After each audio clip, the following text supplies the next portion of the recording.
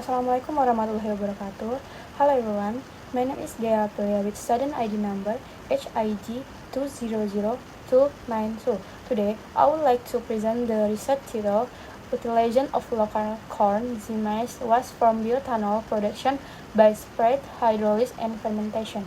The study focused on using corn crops and agricultural waste product as a potential raw material for producing bioethanol, a renewable and environmentally friendly alternative to fossil fuels.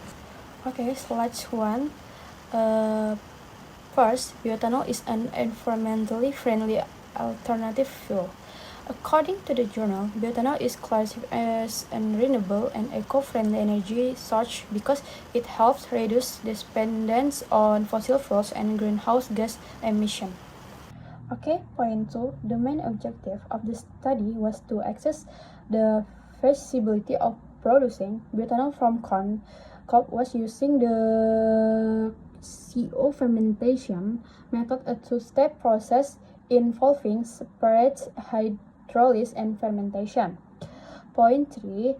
Corn cobs are an abundant agricultural was on non-edible, making them a sustainable bioethanol feedstock and doesn't compete with food research. Point 4. Corn cobs contain a high cellulose content 34 to 40%, low lignin 9 to 19%, and low moisture approximately 5.8%, which makes them suitable for saccharification and ethanol production. Okay, next method. The study was laboratory based using a completely randomized design (CRD) with 3 replicates. The procedure includes pretreatment, sulfuric acid hydrolysis, naturalization, fermentation using Saccharomyces cerevisiae, and ethanol distillation. Okay, next result, table 1. The study found that the highest bioethanol yield from corn cobs was 66.23 milliliters per kilogram after 72 hours of fermentation using the HCF method. Glucose and reducing sugars dropped over time, showing the return into ethanol by Saccharomyces cerevisiae. There was a strong negative link between sugar and ethanol, meaning the conversion was effective. So, corn cobs are a great eco-friendly option for making bioethanol. Okay, next, table 2.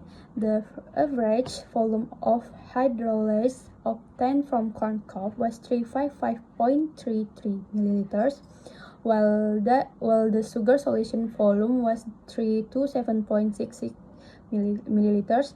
The average amount of yeast used for fermentation was 0.99 grams. Okay, table 3 shows that as fermentation time increased from 0 to 72 hours, glucose and total reducing sugar or TRS decreased significantly, while ethanol concentration increased. At 0 hours, ethanol was not yet produced. By 72 hours, ethanol concentration reached its peak at 3.16 mg per milliliter. This indicates effective sugar to ethanol conversion over time. Next, table 4.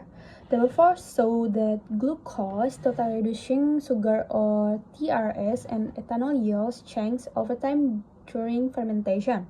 Ethanol yield increased and reset its peak at 66.23 milliliter per kilogram after 72 hours. Meanwhile, glucose and TRS yield decreased as the whey converts into ethanol throughout the fermentation process.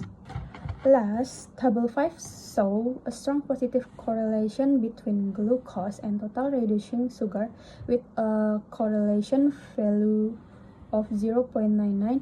It also shows a strong negative correlation between ethanol and glucose, minus 0.97, and between ethanol and TRS, minus 0.98. This means that glucose and TRS decrease, ethanol increase. indicating effective sugar conversion during fermentation. Okay, that's all from my presentation. I hope it was informative and useful. Thank you for your time and attention.